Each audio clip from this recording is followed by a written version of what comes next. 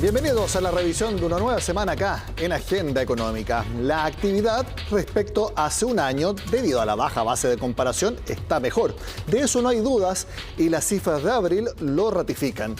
¿Significa que está repuntando en estos momentos? No está tan claro, ya que los números mismos de abril respecto a marzo muestran una caída.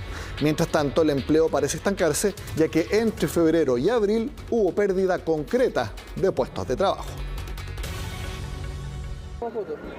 Dicen que la esperanza es lo último que se pierde y en el gobierno se aferran a ella. Más aún, con las cifras conocidas este lunes. Tanto Hacienda como Economía proyectan un crecimiento de abril cercano a 10%, respaldado por los índices de producción industrial. Comercio, manufactura, minería y servicios básicos tuvieron un muy fuerte incremento respecto al mismo mes del año pasado. Buena parte de esta cifra está influenciada por el aumento en la liquidez de los hogares, como también por efectos de la baja base de comparación que representa el año 2020. Por sector, el comercio lideró en abril con un alza de 33%. Dentro de las divisiones, la que más aumentó fue la automotriz con 125%, seguida por el comercio minorista. En términos industriales, la delantera la tomó la manufactura, que presentó un incremento de 5,9% en 12 meses, explicado principalmente por la baja comparación hace un año atrás en lo peor de la pandemia. ¿Qué pasó al comparar abril con marzo reciente? Tuvo una caída de 1,2%. Y en ese sentido eso es una muestra de que la actividad durante abril estuvo más afectada por las restricciones sanitarias más fuertes, cuarentenas más fuertes comparados con marzo. Las expansiones en minería y producción de servicios básicos también hacen prever que el IMASEC anual de abril mostrará un crecimiento de 2 dígitos. En el mercado incluso se habla de hasta 12,3% de crecimiento. Pero la cifra desestacionalizada que compara abril con marzo es la que da el panorama más actual y ahí se proyecta un retroceso de hasta 3,5%. Si bien respecto de marzo se verá una caída en el indicador, las bajas bases de comparación harán que el crecimiento en 12 meses se ubique en torno a 12%. Si hay crecimiento, hay empleo, dicen los expertos. Bajo esa lógica hay que poner atención. La tasa de desocupación entre febrero y abril se situó en 10,2%. Esto es 1,2 puntos más que el mismo periodo del año anterior. Al hacer la comparación con el trimestre móvil anterior, el INE constató que se perdieron aproximadamente 23.000 empleos. Esto, eso sí, sin considerar aquellos empleos estivales. Con los trabajos de verano, la pérdida subiría a 44.000. Dadas las restricciones de movilidad, ¿cierto? Y el efecto de las cuarentenas, tenemos una caída en el total de ocupados con este ajuste estacional que permite la comparación entre 2 trimestres móviles seguidos. Como ya es habitual, el desempleo impacta mayormente a las mujeres, cuya tasa de desocupación alcanzó 10,9%, casi un punto más que la de los hombres. Respecto al IMASEC, conoceremos la cifra de abril este martes en la mañana. Seguimos analizando las cifras entregadas por el INE este lunes con Germán González, coordinador macroeconómico de Clape SUSE. Lo vemos en pantalla. Germán, gracias por estar en CNN Chile. Gracias a ustedes por la invitación, Nicolás. Buenas tardes. Germán, nosotros de una manera bastante breve resumimos los números conocidos este lunes como crecimiento anual. Sí, no está tan claro el momento respecto, por ejemplo, abril respecto a marzo. Lo que sí, un estancamiento en la creación de empleo. ¿Qué opinas tú?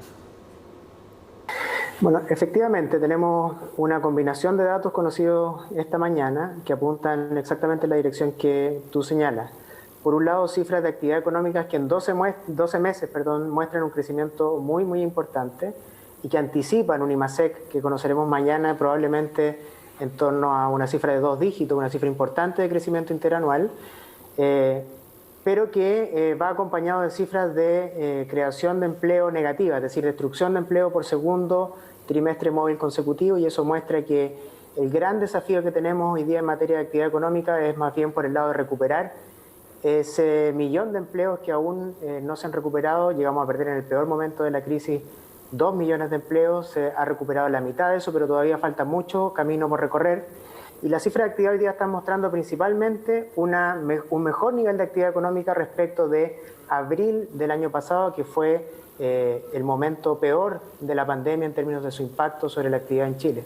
Sí, te quiero hacer un resumen de los números para que las personas entiendan por qué estamos hablando de que si se mide anualmente es un crecimiento enorme. Por ejemplo, el comercio, 33% de alza, las manufacturas, 5,9%, la minería, 4,2% y la producción de electricidad, gas y agua, 5,2%. Eso en términos anuales.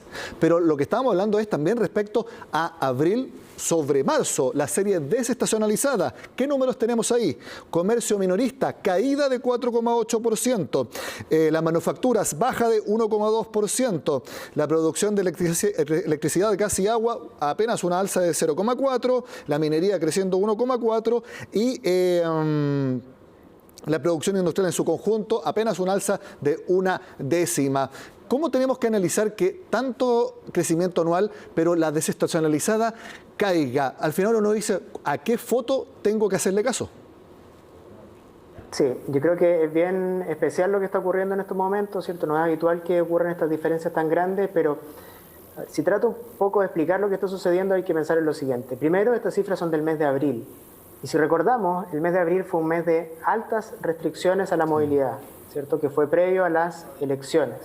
Entonces eso naturalmente genera una desaceleración de la actividad respecto de marzo, que fue el mes anterior, y probablemente ahora en mayo, con este levantamiento de las restricciones, veamos nuevamente una recuperación del ritmo de actividad económica. Es decir, la variación mes a mes de la actividad económica hoy día, por la coyuntura que estamos atravesando, tiene mucho que ver con el avance o retroceso en las medidas de restricción a la movilidad.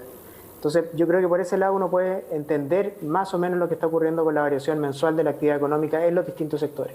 Más restricciones como ocurrió en abril, desaceleración de la actividad mensual, menos restricciones como está ocurriendo ahora en mayo, probablemente recuperación de la actividad mensual.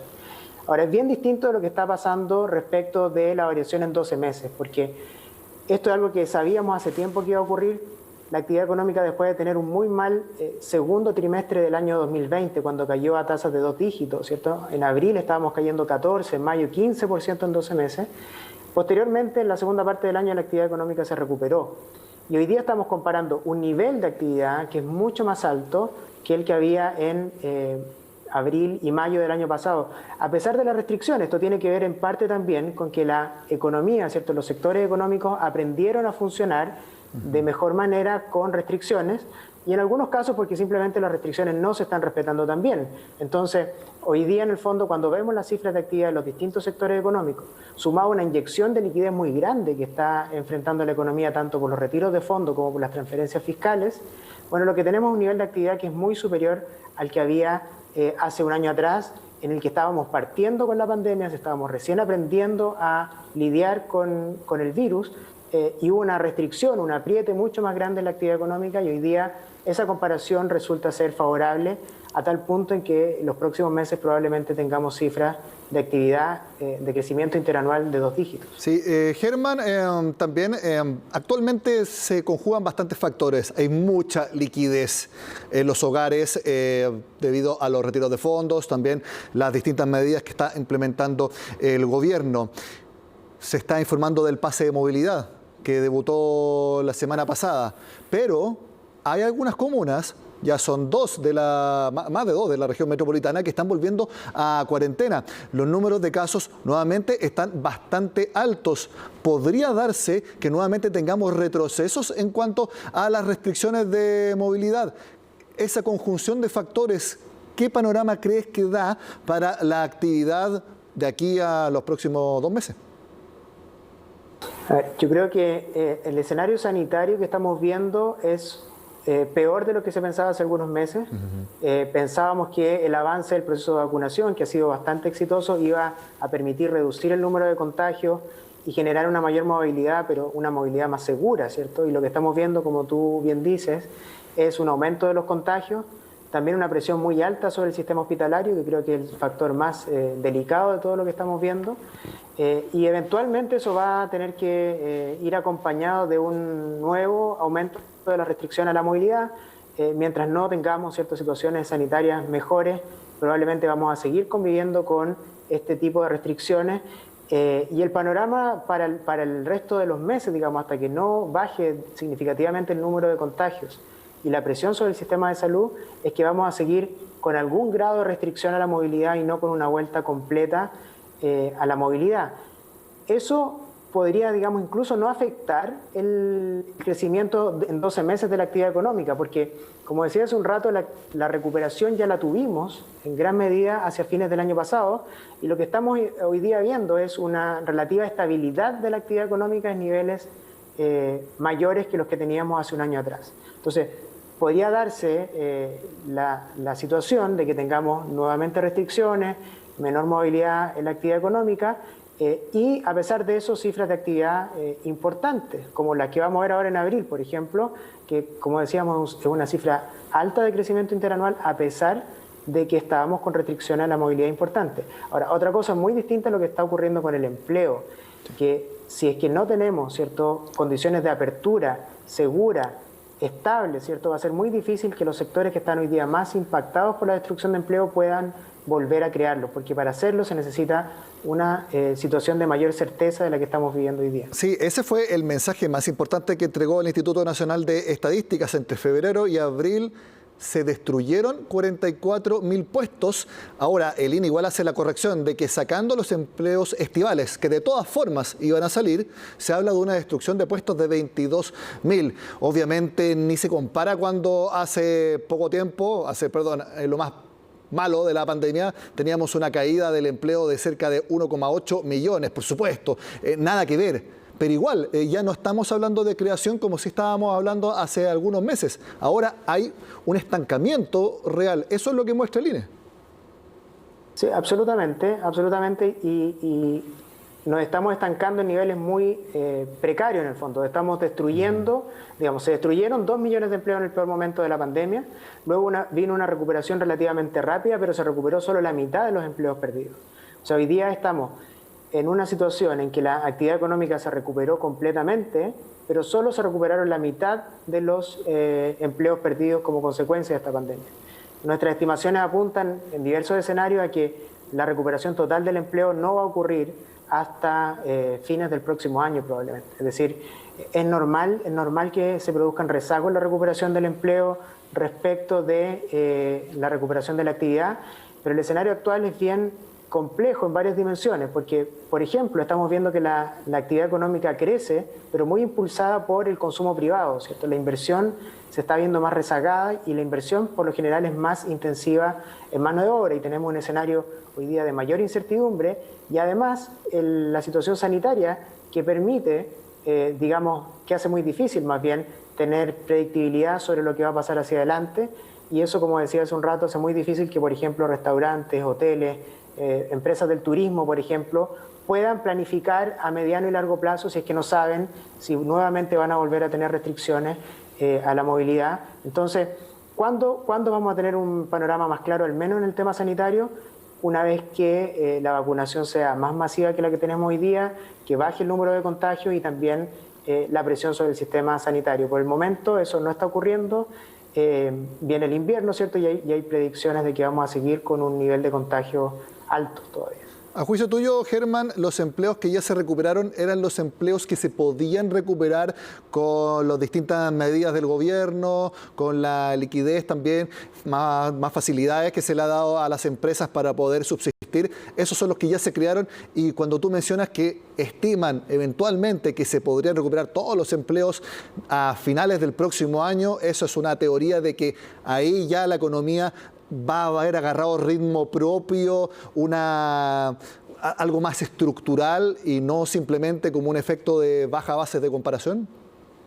Sí, absolutamente. Yo te diría que aquí hay dos partes que faltan. Primero, que se recuperen los sectores más afectados por la pandemia, que todavía siguen funcionando a media capacidad, a un cuarto de capacidad, o están cerrados, ¿cierto? Esos sectores, una vez que se abre la economía con mayor certeza, vamos a tener un impulso nuevo en la creación de empleo. Ese va a ser el primer impacto. Luego, para recuperar los empleos que faltan, se necesita que la economía efectivamente vuelva a tomar impulso, y eso requiere pasar el peor momento de la pandemia, pasar la pandemia, básicamente aprender a convivir con el virus, y que la actividad económica tome fuerza por sí misma. Es decir, que la economía vuelva a crecer a tasas del 3 o 4%.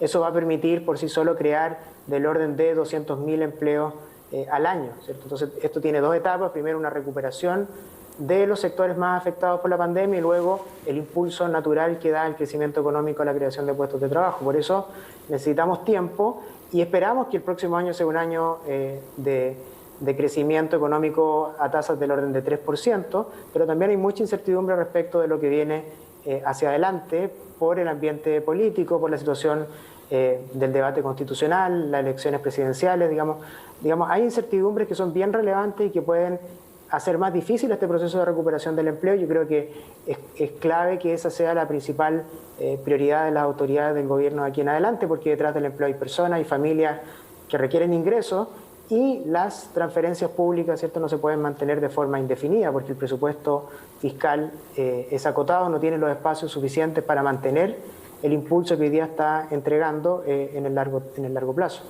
Germán González, coordinador macro de CLAPES-UC, gracias por estar en Agenda Económica.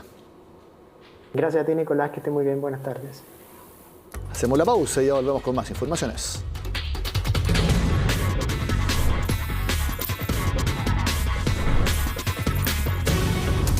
Seguimos revisando la agenda económica de este lunes. La Comisión de Desarrollo Social de la Cámara decidió postergar la votación del ingreso familiar de emergencia universal. Así lo confirmó el presidente de la instancia, el parlamentario Jaime Naranjo, quien recibió una llamada de la ministra Carla Rubilar pidiendo más tiempo para implementar algunas modificaciones. Esto tras la reunión del Comité Político con Chile Vamos. Según el cronograma original, este lunes se discutiría el proyecto hasta su total despacho para acelerar la iniciativa y que forme parte de la agenda de mínimos comunes. Sin embargo, tras la solicitud del Ejecutivo, la votación quedó programada para el martes. Luego será el turno de la Comisión de Hacienda, donde definirán su propio cronograma. Recién después de eso, el proyecto será visto en la sala.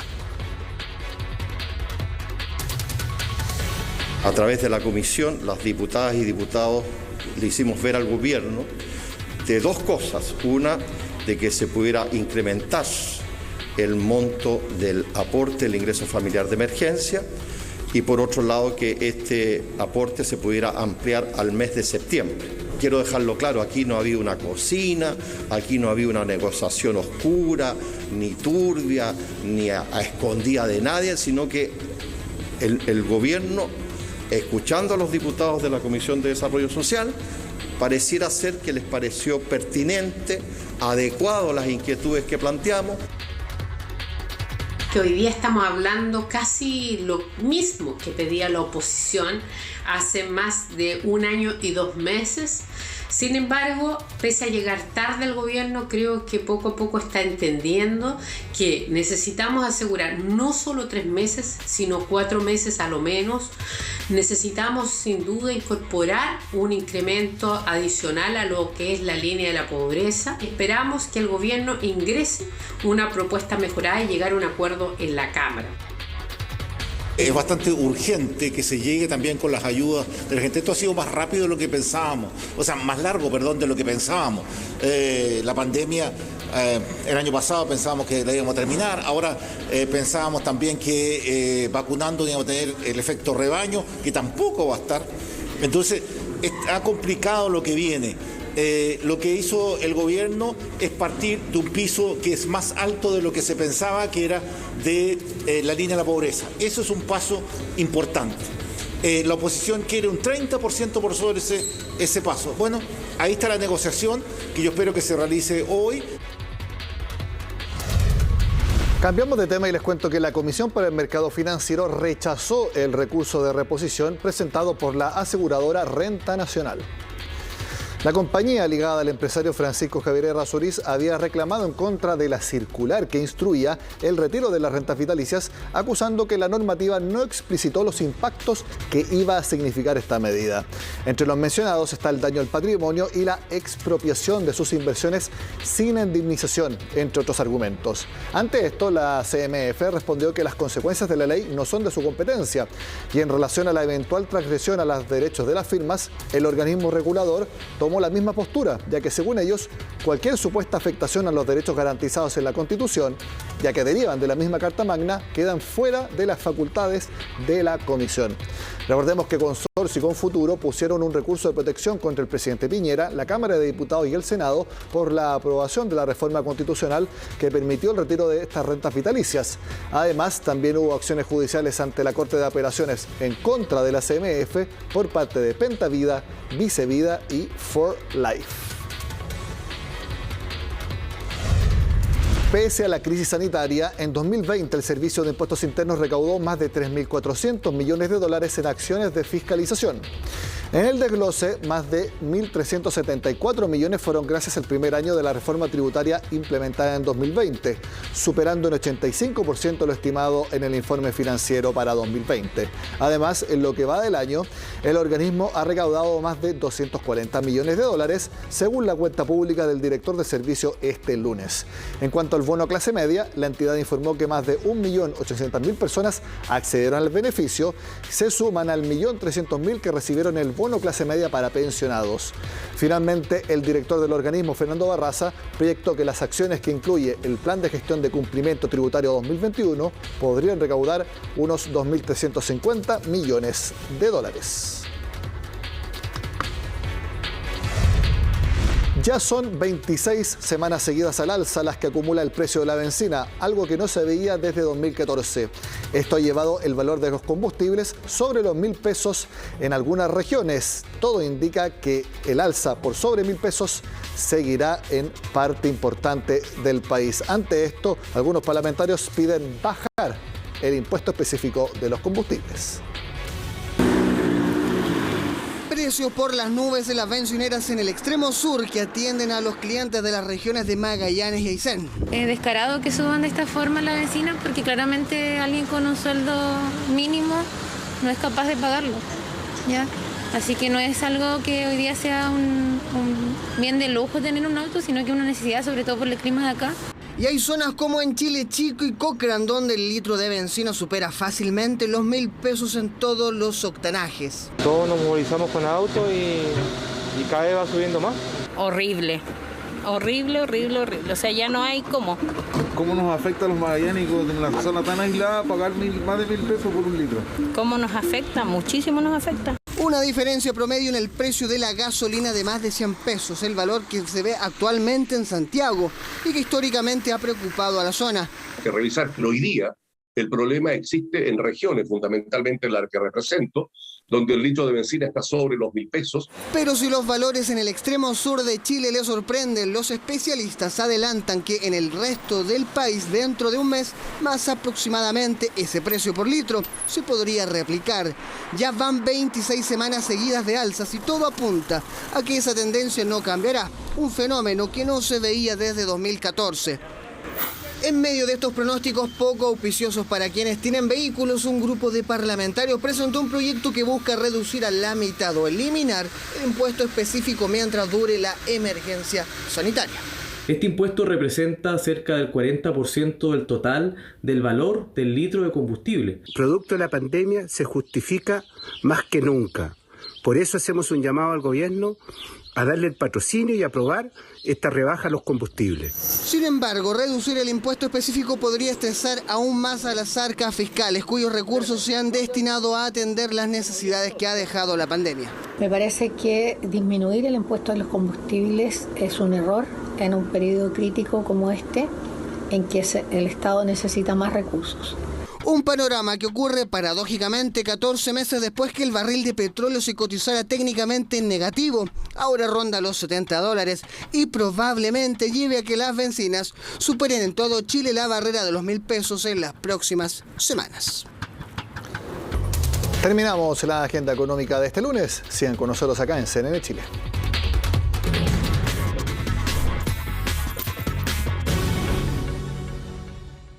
Agenda económica.